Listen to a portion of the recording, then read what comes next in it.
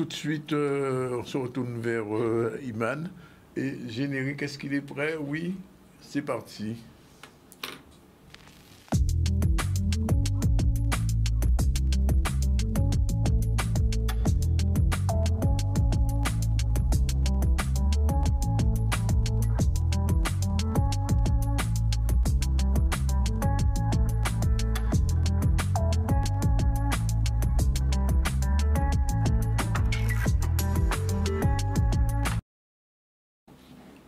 Voilà, on redécouvre Iman phase 2. Et là, c'est la chroniqueuse spécialisée en auto-hypnose, je précise. Ah, en beaucoup de choses. Je suis PNL, PNL, hypnose, coaching, voilà. Donc là, je reprends ma casquette de chroniqueuse pour vous parler. Elle a lâché prise pour les cheveux. Je l'ai lâché, j'ai retiré la veste, je lâche. On lâche aujourd'hui, on va parler de lâcher prise, on va parler de comment apprendre à se libérer justement de choses qui peuvent nous empoisonner la vie et nous empêcher d'avancer. Donc aujourd'hui, qu'est-ce que c'est le lâcher prise? En fait, c'est un concept vraiment qui consiste à renoncer à contrôler les choses qui ne dépendent pas de nous. On va voir le slide suivant. Et donc, c'est reconnaître et accepter qu'on ne peut pas tout contrôler et qu'il y a des choses qui ne dépendent pas de nous. Et c'est choisir aussi notre attitude vis-à-vis de ces situations-là qui peuvent parfois un peu nous agacer. C'est accepter ce qui est sans chercher vraiment à prendre le contrôle et laisser aller certaines choses. Alors, comment se manifeste justement ce manque de lâcher prise dans les situations courantes? Ça peut ressembler à quoi? Donc, c'est ces histoires qu'on se raconte, voilà, de passé douloureux, regrettable. On va ressasser sans arrêt ces choses-là et ressentir de la frustration, de la colère vis-à-vis de choses qui sont arrivées et qu'on ne peut pas changer.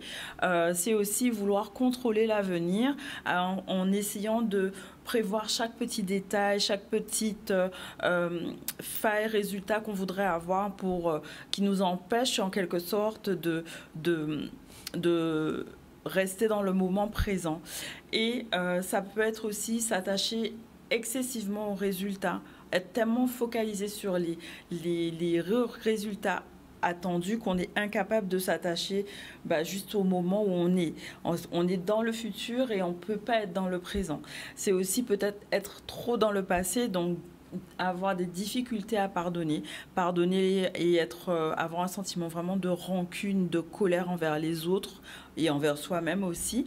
Et pardonner, c'est un acte qui demande du courage et qui peut être un défi personnel parce que ça va affecter nos relations et ça nous force en quelque sorte à rester dans un état de tension et de ressentiment, alors que lâcher justement cette amertume et ce sentiment un peu nocif pourrait être vraiment très salutaire. Ça aussi, s'inquiéter du jugement des autres. Donc quand je suis préoccupée constamment parce que les autres vont penser de moi, c'est peut-être un signe justement qu'on a du mal à lâcher prise parce qu'on se sent obligé de satisfaire les attentes des autres.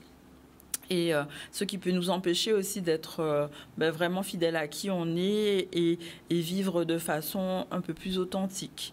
Une autre situation qui montre ce manque de lâcher prise, c'est la peur de changement, parce que c'est tellement confortable de rester dans ma situation que finalement, je préfère rester là où je suis.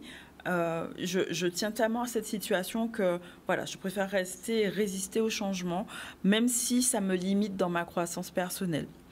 Et ça va générer du stress parce que justement, j'ai du mal à me détendre, à me relaxer, parce que je reste sous pression constamment, ce qui peut entraîner après des problèmes physiques, émotionnels qu'on connaît. Et d'où vient ce sentiment de contrôle? C'est lié à des origines qui sont diverses. La peur de l'inconnu, le besoin de sécurité. J'ai vraiment besoin de me sentir protégée, en sécurité, en ayant le contrôle des situations. On va chercher à minimiser vraiment les risques et à se prévenir soi-même d'éventuels dangers, d'échecs. C'est la peur de l'échec aussi.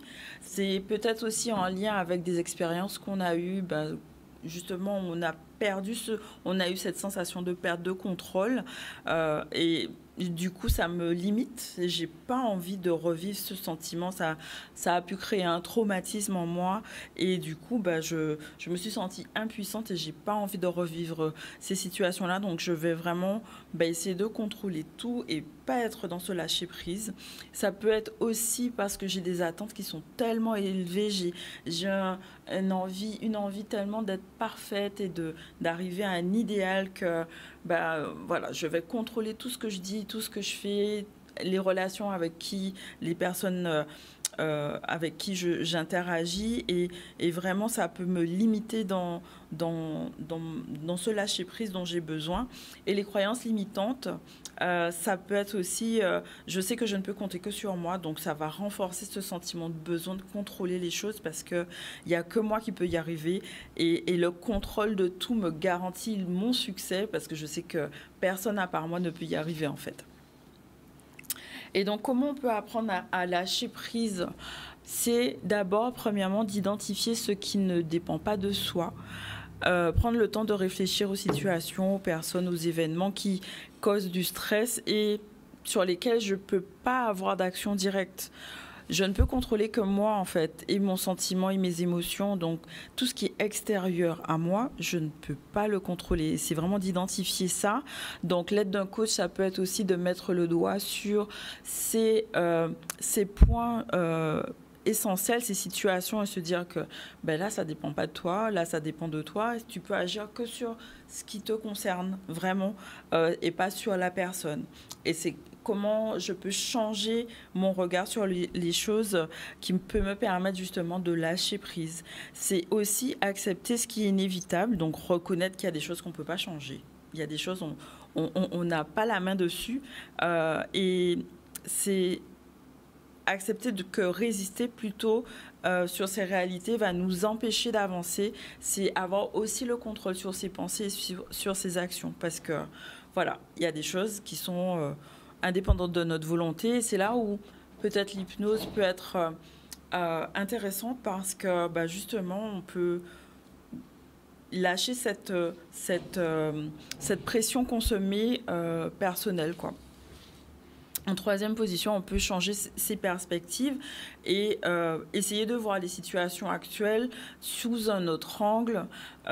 Donc, voir les opportunités de croissance personnelle qu'on peut avoir.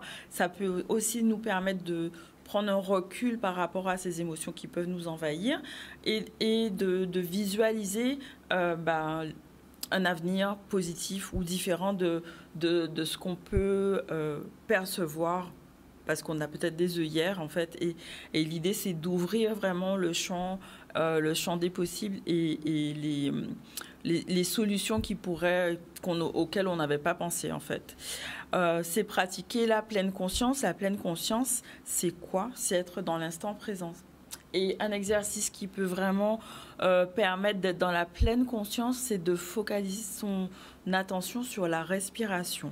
On parle souvent de cohérence cardiaque, mais on peut juste focaliser son attention sur la respiration et voir comment les pensées s'apaisent, les émotions et les sensations se modifient. Voilà.